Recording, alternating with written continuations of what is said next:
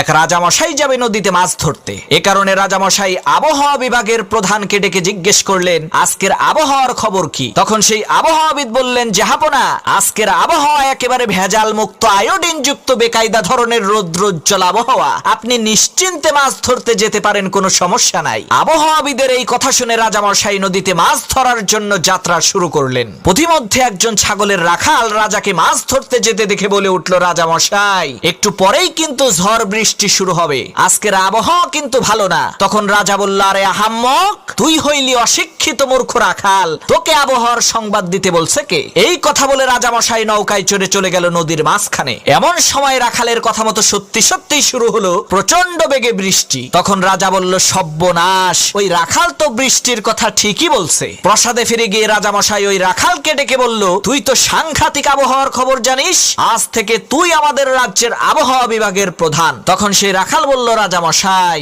আমাকে ক্ষমা করবেন, আমি তো আবহাওয়ার সংবাদ জানি না। রাজা অবাক হয়ে বলল, তাহলে বৃষ্টির কথা বললি কি করে? তখন সেই রাখাল বলল, রাজামশাই, বৃষ্টি আসার আধ ঘন্টা আগ থেকে আমার ছাগল ঘন ঘন মুততে থাকে, ওই ছাগলের ঘন ঘন মুতার দৃশ্য দেখে আমি আপনাকে বলেছিলাম বৃষ্টি হবে। তখন রাজামশাই বলল, নো প্রবলেম, কোনো সমস্যা নাই, তোমার ছাগলকেই আমি আবহাওয়া বিভাগের প্রধান বানাবো। ঘটে গেল এক অপূর্ব কাহিনী। পৃথিবীর ইতিহাসে প্রথমবার মানুষের পরিবর্তে একটা ছাগল হলো আবহাওয়াবিদ।